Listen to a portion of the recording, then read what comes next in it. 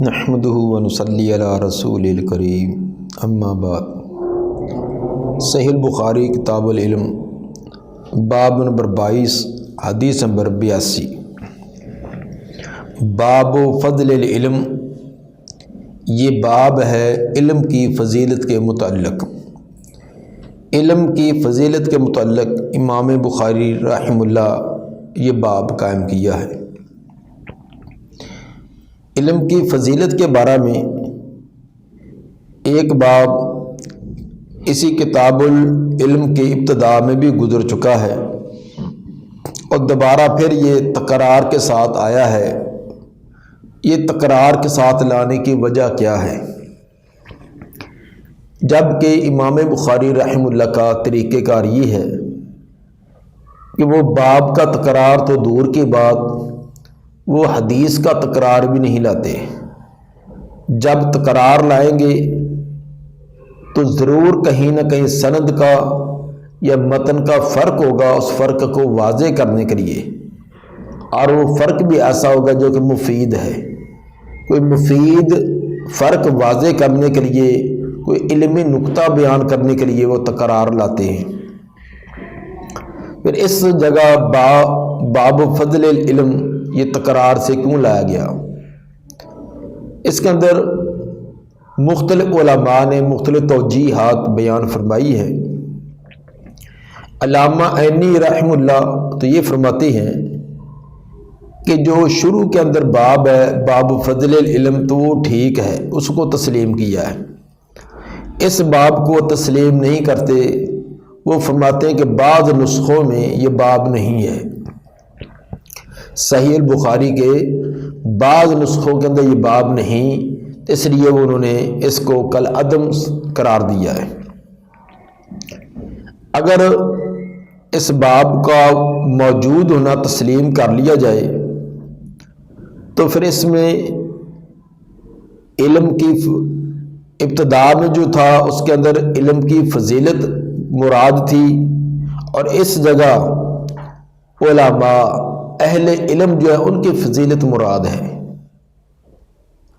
لفظ اگرچہ ایک ہی ہے لیکن مراد دونوں جگہ الگ ہے۔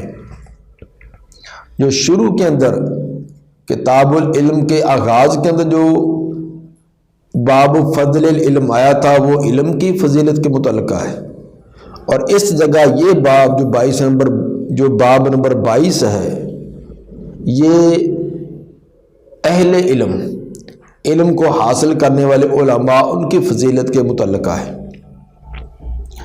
حافظ ابن حجر رحمہ اللہ اور علامہ کرمانی رحمہ اللہ انہوں نے یہ فرق بیان کیا ہے کہ جو اس کتاب کے شروع میں باب ہے وہ تو علم کی فضیلت کے متعلقہ ہے، اور یہ باب یہ فضل زائد کے معنی میں ہے، کیونکہ فضل فضیلت سے بھی ہے اور فضل کا معنی ایک زائد چیز بھی ہے۔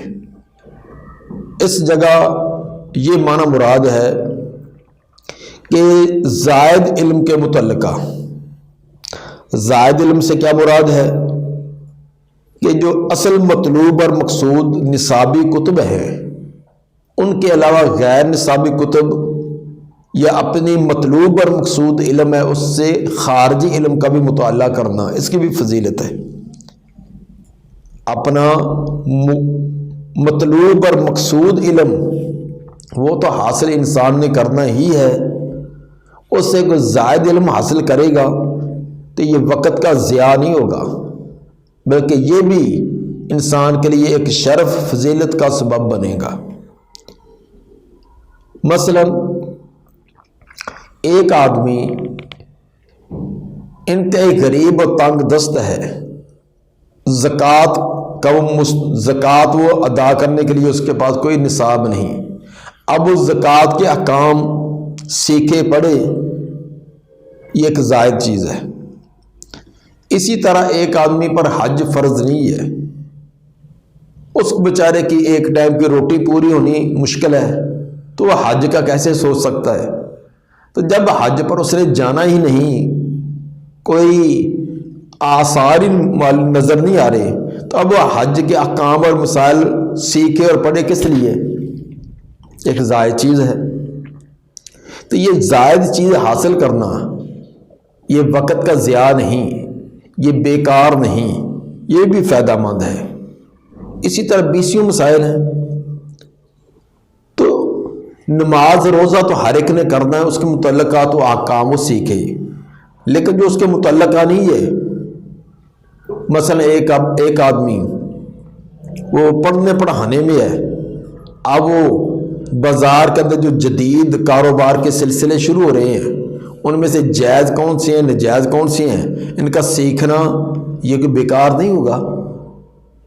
اس طرح اور معاشرے کے اندر بہت سارے مسائل ہیں، اگرچہ وہ انسان کی ذات کے متعلقہ نہیں، ان کے بارے میں معلومات حاصل کرنا، ان کی صحیح صورتیں کون سی ہیں، عوام کو فائدہ کن میں ہو سکتا ہے، نقصان والی چیزیں کون سی ہیں، ان کا یہ معلومات حاصل کرنا، مطالعہ کرنا، دوسروں سے پوچھنا، وقت لگانا، سفر کرنا، یہ تمام چیزیں کوئی وقت کا ضیاع نہیں بلکہ یہ تمام چیزیں مفید ہیں.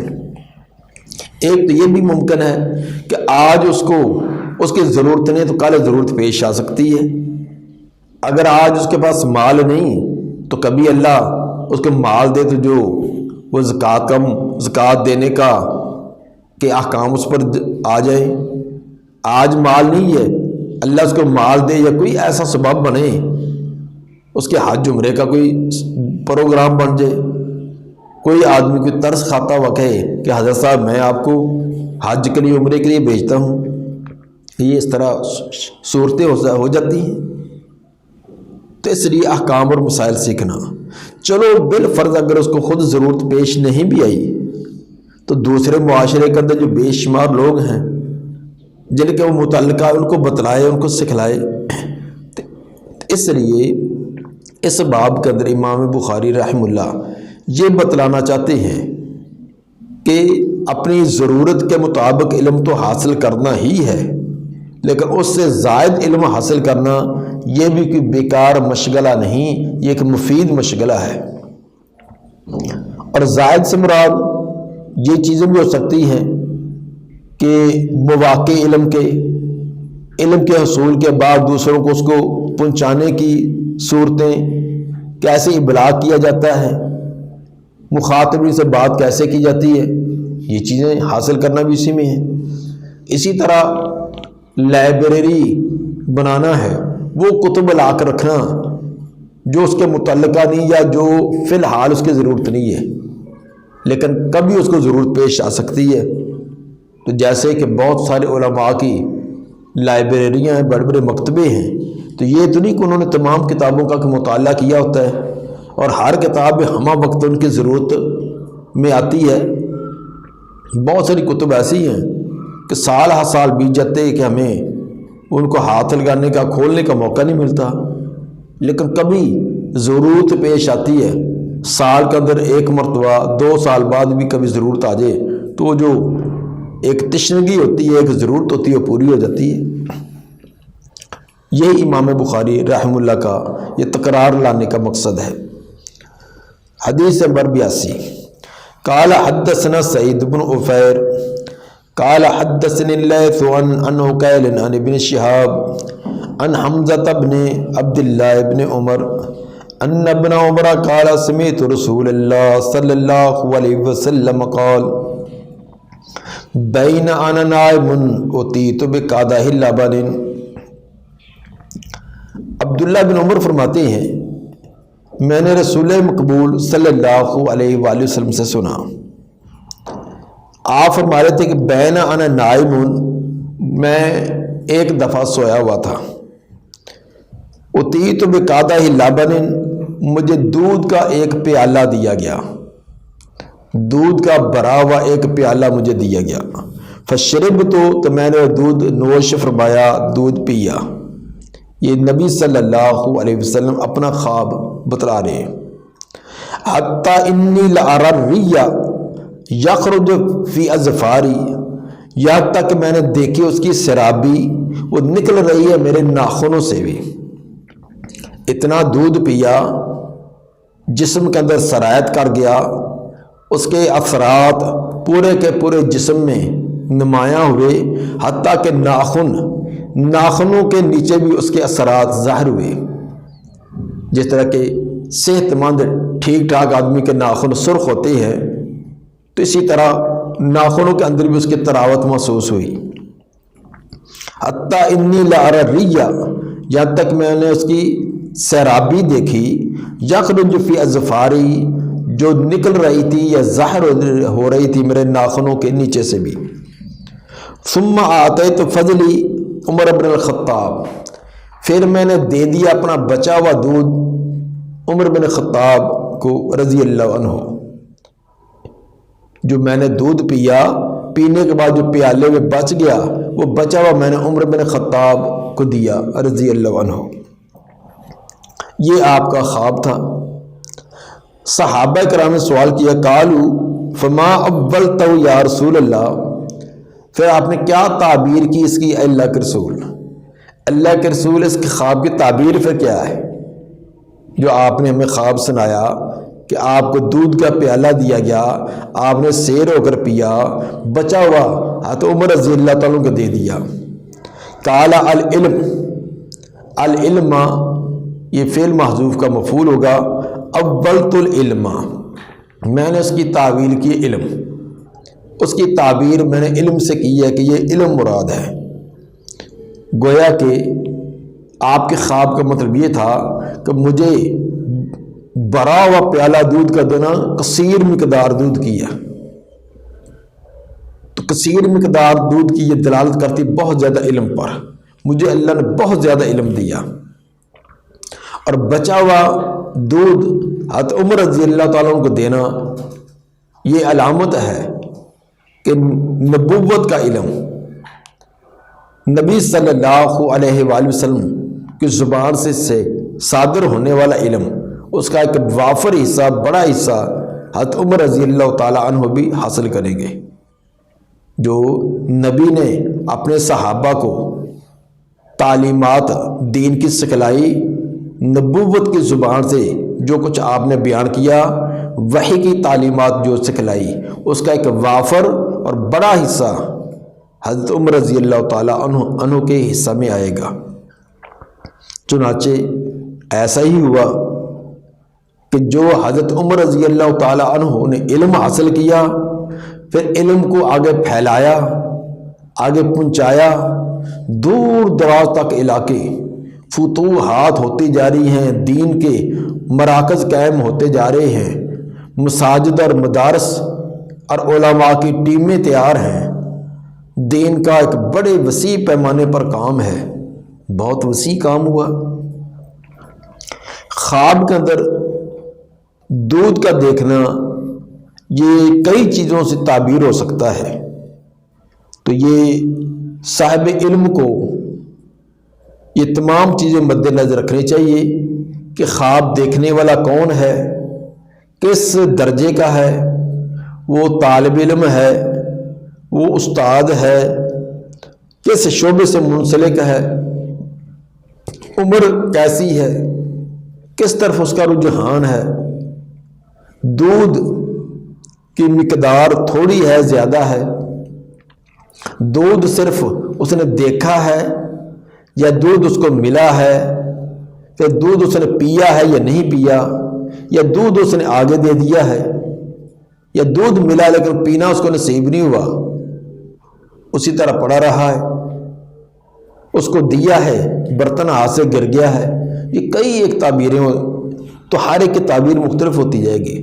تو صرف ایک بات کو لے کر کہ خواب کا دودھ دیکھ لیا بس علم ہے، اس کے تمام پہلوؤں کو دیکھنا پڑتا ہے۔ تو تعبیر کے اندر یہ کئی ایک پہلو ہوتے ہیں جو ان کو تعبیر کرنے والے کو ملحوظ رکھنا لازمی ہے۔ یہی وجہ ہے کہ جس نے خواب دیکھا ہے اس کو خود سنانا چاہیے۔ میرے پاس کئی خواب، ہاں جی کس کو آیا خواب؟ یہ جو میرے بھائی نے مجھے بتلایا ہے۔ بھائی کو کس نے بتلایا تھا؟ وہ اس کا دوست ہے۔ دوست کو کس نے خواب خود دیکھا تھا؟ نہیں اس کو کسی کزن کو آیت حل ہے. کتنی آگے تبدیلیاں، ہر ایک کے بیان کرنے کا انداز مختلف ہوتا ہے. اور ہمارے معاشرے کے اندر بات کے اندر اس کے اندر کہ پچرے لگانے کی عادت تو ہے ہی، تو بات کا بتنگڑ بنا کر سنا دیتے ہیں، نہ اس کی کوئی تعبیر سمجھائے نہ کچھ اور ہے. تو یہ تعبیر نہیں ہوتی. جس نے خواب دیکھا ہے وہ خود بتلائے اور ہو بہو اسی طرح بتلائے. اسی لیے تو آپ نے سخت وعید بیان کی کہ جو اس نے خواب میں نہیں دیکھا وہ بیان کرے. یہ بہت بڑا اس نے جرم کیا ہے، بہت بڑی اس نے زیادتی کی ہے اور اس کی سخت وعید ہے. تو جتنا خواب ہے اتنا ہی بیان کرے اور اسی انداز میں بیان کرے، تعبیر تب ہوتی ہے. بہرحال دودھ جو ہے اس کی تعبیر علم کے ساتھ بھی ہے، سنت کے ساتھ بھی، کہ سنت پر عمل کرنے کی اس کو توفیق. قرآن بھی اس کی تعبیر ہے، قرآن کا حاصل. فطرت بھی، کیونکہ دودھ ایک فطرتی چیز ہے، تو دودھ کا حاصل ہونا. اسی طرح حیات، زندگی، کیونکہ دودھ کے اندر زندگی ہے، صحت ہے، یہ بھی اس سے تعبیر ہو سکتی ہے. اور اسی طرح اجر و ثواب بھی، دودھ کا دیکھنا یہ اجر و ثواب سے بھی تعبیر ہو سکتا ہے. رزق حلال بھی، دودھ سے رزق حلال بھی مراد ہو سکتا ہے. تو ایک چیز کی کئی ایک تعبیریں ہو سکتی ہیں. تو بہرحال امام بخاری رحمہ اللہ یہ روایت لا کر یہ ثابت کیا کہ علم اپنی ضرورت سے زیادہ حاصل کرنا، جس طرح کہ نبی صلی اللہ علیہ وآلہ وسلم نے خوب سیر ہو کر دودھ پیا، یعنی بہت زیادہ علم. یقیناً جو آپ کے پاس علم تھا وہ سارا کا سارا آپ کی ذات کے متعلقہ یا آپ کے گھر والوں کے متعلقہ ہی تو نہیں تھا. بہت سارے مثال ایسے بھی تھے کہ جن کو جو آپ کو ان کا پر عمل کرنے کا موقع ہی نہیں آیا. مثلا وراثت لے لیں، انبیاء کی وراثت وہ نہیں ہوتی. جو مال ہوتا ہے انبیاء کا وہ بیت المال میں جاتا ہے. اس طرح اور کئی ایک مسائل ہیں جن تک آپ کی نوبت نہیں آئی، لیکن امت کو بتلائے ہیں. امت کو ضرورت تھی، کسی کو کسی موقع پر ضرورت پیش آ سکتی ہے. اسی طرح جو صاحب علم ہیں، خواہ وہ دین کے متعلقہ ہیں یا دوسرے، مثلا ایک دین کا علم رکھنے والا ہے، اس کو ریاضی کا، اسی طرح سائنس کا، اسی طرح اجرام فلکی کا، ان چیزوں کا، بینک کاری کا نظام کیا ہے، کیا طریقہ کار ہے ان کے اندر جائز صورتیں کون سی ہیں، نجائز کون سی ہیں، انشورنس کیا ہے، اعضاء کا انتقال ہے، کس کو گردہ دے دیا، کس کو آنکھ دے دی، بلڈ کا انتقال ہے. ان تمام احکام کے اگرچہ اس کو ذاتی طور پر ضرورت پیش نہ آئے، لیکن یہ تمام معلومات رکھنی چاہیے. یہ روایت امام بخاری اس کے علاوہ 5 مرتبہ اور بھی مختلف جگہ پر لائے ہیں جن سے مختلف مسائل استدلال کیے ہیں. باب نمبر 23، باب الفتیہ واقف علی الدابۃ وغیرہ. باب ہے فتویٰ دینا، اس حال میں کہ فتویٰ دینے والا جانور کے اوپر بیٹھا ہو، وغیرہ یا یہ جانور کے علاوہ کسی اور جگہ پر ہو. اس میں امام بخاری 2 باتوں کا جواب دینا چاہتے ہیں. ایک تو یہ کہ اگرچہ علم کے آداب میں سے ہے کہ انسان مسند پر اطمینان اور سکون سے بیٹھ کر علم اور فتویٰ جاری کرے. علم کے پڑھنے پڑھانے کا، فتویٰ جاری کرنے کا، یہ اپنے نشست پر آرام سکون سے بیٹھ کر آلات علم، کتب ہیں، باقی تمام چیزیں ہیں، لکھنے والی چیزیں ہیں، سب کچھ چیزیں موجود ہیں، بڑے اطمینان اور سکون سے اس کے سوال کے تمام پہلوؤں کو دیکھ کر جواب دے. لیکن بوقت ضرورت سواری کے اوپر سوار ہے، چلتا جا رہا ہے، کھڑا ہے، اگرچہ یہ آداب، علم کے آداب اس طرح نہیں ہیں، وہ ہے کہ ایک جگہ بیٹھ کر کسی جگہ مجلس قائم کی جائے، لیکن بوقت ضرورت ایسے موقع پر بھی علمی بات بتلائی جا سکتی ہے۔ ایک ضرورت مند آیا ہے، آپ سواری پر بیٹھے ہیں، راستے میں جا رہے ہیں، اس بیچارے کو اشد ضرورت ہے، اس نے مسئلہ پوچھا تو آپ کہیں کہ نہیں 2 گھنٹے کے بعد میں اپنے فتویٰ والی جگہ پر جا کر بیٹھوں گا، مجلس آپ کی اپنی مسند پر بیٹھوں گا تب فتویٰ دوں گا، تو یہ نہیں ہے۔ اگرچہ علم کے لیے مستقل ایک طریقہ ہوتا ہے، لیکن چلتے راہ بھی علم بتلایا جا سکتا ہے۔ دوسرا امام صاحب یہ بتلانا چاہتے ہیں کہ ابو داؤد کی ایک حدیث ہے، حدیث نمبر 2567، جس کے اندر ہے کہ اِيَّاكُمْ أَن تَتَّخِذُوا ظُهُورَ دَوَابِكُمْ مَنَابِرَ، جانوروں کی پیٹھوں اور کمروں کو منبر نہ بناؤ کہ جانوروں کے اوپر بیٹھ کر تم خطبہ اور واعظ کرنا شروع کر دو، تو وہ جانور بیچارہ مشقت کے اندر مبتلا کیے رکھو کہ آپ گھنٹہ 1.5 گھنٹہ 2 گھنٹے واعظ کرتے رہیں، تو جانور جب تنگی میں مبتلا ہو کچھ کے اوپر بیٹھے ہوئے۔ یہ ابو داؤد کی روایت ہے کہ آپ نے جانوروں کے اوپر بیٹھ کر ان کی کمروں کو منبر بنانے سے منع کیا۔ امام بخاری رحمہ اللہ اس کا جواب دینا چاہتے ہیں کہ یہ ہے کہ بلا ضرورت، بغیر ضرورت کے ایسے جانوروں کو تنگی اور مشقت کے اندر مبتلا کرنا یہ درست نہیں ہے۔ ہاں البتہ اگر ضرورت ہے، اونچی جگہ کوئی بھی نہیں ہے، تو اگر زمین پر کھڑا ہوگا کب بیان کرے گا تو دور آواز نہیں پہنچتی، دوسروں کو دکھلائی نہیں دیتا، تو ٹھیک ہے جانوروں کے اوپر بیٹھ کر بیان کر سکتا ہے۔ تو بوقت ضرورت جانوروں کو اس طرح کے معاملات میں استعمال کیا جا سکتا ہے، کیونکہ وہ انسان کی خدمت کے لیے تو ہیں۔ اگر انسان کا دودھ لیتا ہے، اس کے اوپر ویسے سواری کرتا ہے، ان کو ذبح کر کے گوشت تک لے لیتا ہے، تو یہ بھی تو ان کو تکلیفیں ہوتی ہیں، لیکن یہ تمام تو انسان کی ضرورت کے تحت ہے، فائدے کے تحت ہے۔ تو بلا فائدہ ایسے جانور کو ذبح کر کے پھینک دیں، یہ تو منع ہے۔ اسی طرح بلا وجہ جانور کے اوپر بیٹھے اس کو دوڑاتے جائیں، کبھی 10 میل آگے لے گئے 10 میل واپس لے گئے، مقصد کچھ بھی نہیں، تو یہ تو ایسے ان کو مشقت میں مبتلا کرتا ہے۔ مگر ضرورت کے لیے وہ انسان کے خادم ہیں، ان سے خدمت لے سکتے ہیں۔ باب الفتیہ و واقف علی الدابۃ وغیرہ، باب ہے فتویٰ دینا اس حال میں کوئی جو جانور کے اوپر بیٹھا ہو یا اس کے علاوہ جانور کے علاوہ کسی اور جگہ پر ہو۔ قال حدثنا اسماعیل، امام بخاری اپنے شیخ اسماعیل بن ابی اویس سے یہ روایت بیان کرتے ہیں۔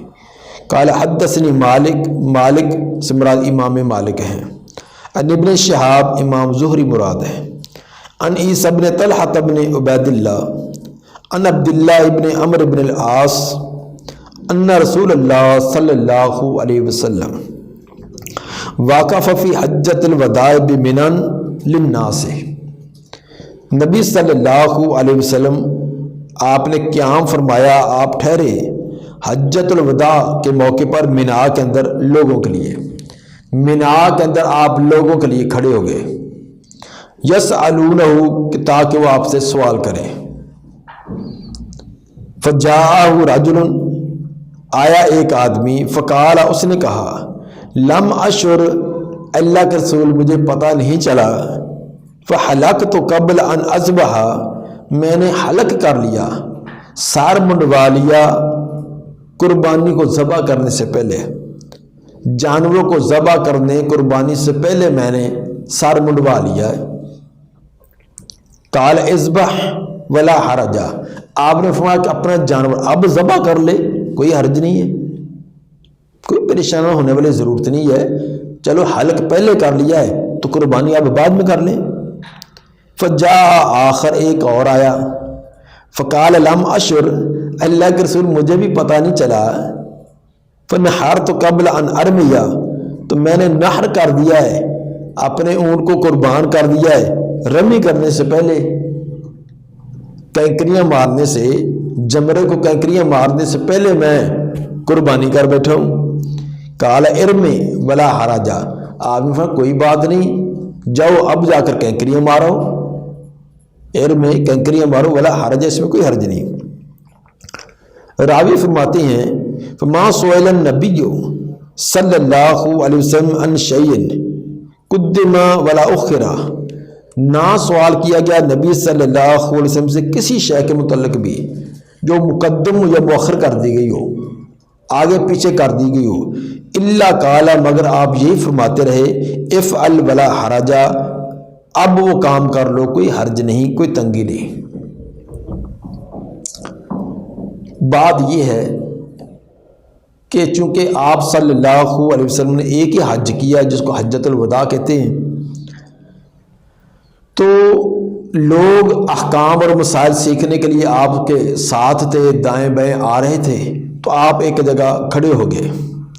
اس جگہ جانور کا تذکرہ نہیں ہے، مطلق ہے کہ واقفہ فی حجۃ الوداع، جبکہ امام بخاری نے باب کے اندر واقف علی الدابہ، چوپائے کا تذکرہ کیا ہے۔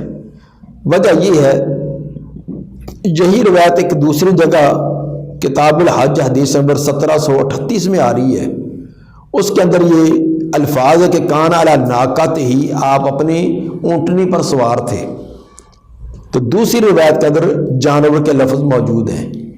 امام بخاری رحمہ اللہ کا یہ طریقہ کار ہے کہ اسی مفہوم کی روایت کسی دوسری جگہ پیچھے گزر چکی ہو یا آئندہ آئے گی تو اس کو مد نظر رکھ کر بھی باب قائم کر دیتے ہیں۔ تو اس جگہ اگرچہ دابہ کے لفظ نہیں ہے، لیکن دوسری جگہ جانور کے لفظ آئے ہیں، وہ کان علی ناقۃ ہی کے لفظ تھے، ان کو مد نظر رکھتے ہوئے امام صاحب نے یہ باب قائم کر کے یہ مسئلہ ثابت کیا ہے۔ آپ لوگوں کے لیے ٹھہرے ہوئے ہیں کہ جس نے سوال کرنا ہے۔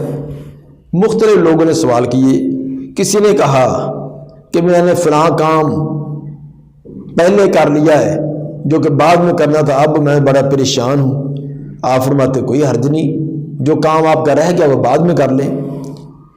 10 ذو الحجہ کو جو حاجی آدمی ہے اس نے 4 کام کرنے ہوتے ہیں۔ 10 ذو الحجہ کو 4 کام ہیں۔ ان کی ترتیب تو یہ ہے کہ سب سے پہلے جمرہ عقبہ، جو بڑا جمرہ ہے جس کو ہمارے ہاں پنجابی میں شیطان کہہ دیتے ہیں، تو حالانکہ اس کو جمرہ کہنا چاہیے، تو اس کو کینکریاں مارنی ہے، پہلے اور درمیان والے کو چھوڑ دینا، جو تیسرا ہے بڑا ہے اس کو کینکریاں مارنی ہے۔ 10 ذو الحجہ کو صرف ایک جمرے کو، جو بڑا جمرہ ہے جمرہ عقبہ جس کو کہتے ہیں، اس کو 7 کینکریاں مارنی ہیں۔ یہ پہلا کام ہے۔ دوسرے نمبر پر قربانی ہے۔ قربانی کے بعد تیسرا کام حجامت ہے، وہ بالکل اس طرح کے ساتھ تمام کے تمام بال منڈوا دے یا کینچی سے کٹوائے، تو جو بھی کرے بہرحال حجامت کروانا ہے۔ چوتھے نمبر پر مکہ میں آ کر بیت اللہ کا طواف کرنا، جس کو طواف زیارہ کہا جاتا ہے۔ یہ 4 کام کرنے ہیں۔ پہلے نمبر پر کینکریاں مارنی ہیں، دوسرے نمبر پر قربانی ہے، تیسرے نمبر پر حجامت ہے، چوتھے نمبر پر بیت اللہ کا طواف زیارہ ہے۔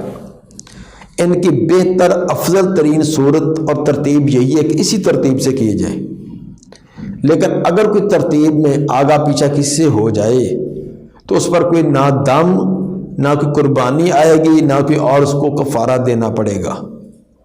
جس طرح کہ یہ روایت امام بخاری 6 مرتبہ صحیح بخاری کے اندر لائے ہیں۔ تو جس نے بھی سوال کیا کہ اللہ کے رسول میں تو فلاں کام ایسے کر بیٹھا، آپ نے یہ نہیں فرمایا کہ اب تجھ پر ایک قربانی، تجھ پر ایک دم آئے گا، یہ آپ نے لازم نہیں کیا، کیونکہ دین آسانی والا ہے۔ دین کے اندر کوئی تنگی نہیں ہے کہ کوئی بیچارہ لا علمی کی وجہ سے یا ویسے اپنی کسی ضرورت کی وجہ سے کوئی آگے پیچھے کوئی کام ہو گیا ہے تو اس کو کہہ دیا اس کی بھی قربانی تیرے ذمہ، اس کی بھی قربانی، یہ نہیں ہے۔ 4 کام ہے، ترتیب اس کی یہی ہے، لیکن اگر آگے پیچھے بھی ہو گئے ہیں، مثلا حجامت وہ بعد میں یا قربانی پہلے ہے، چلے کر کوئی پہلے حجامت کر لیتا بعد میں قربانی، تو کوئی حرج نہیں ہے، اس پر کوئی دام وغیرہ نہیں ہے۔ اسی طرح باقی جس طرح کے 2 سوال یہاں کیے گئے، بعض کے اندر اس کے علاوہ اور بھی سوالات ہیں۔ تو بعض لوگ یہ بڑی لوگوں پر انہوں نے تنگی ڈالی ہوتی ہے کہ اگر کوئی کام ان چاروں میں سے آگے پیچھے ہو گیا تو تمہیں ایک قربانی دینی ہوگی۔ خصوصاً آج کے دور کے اندر تو لوگوں کے لیے اتنی مشقت ڈال دی گئی ہے۔ تو میں نے 2-3 سال قبل جو پہلے حج کے موقع پر اس طرح کے کئی چیزیں دیکھی۔ مثلا طریقہ کار اکثر اب یہ ہوتا ہے کہ قربانی کے لیے بینک کے اندر پیسے جمع کرا دیے جاتے ہیں، خود قربانی خریدنا، اس کو ذبح کرنا، اس کا بنانا، یہ کئی ایک مسائل ہوتے ہیں۔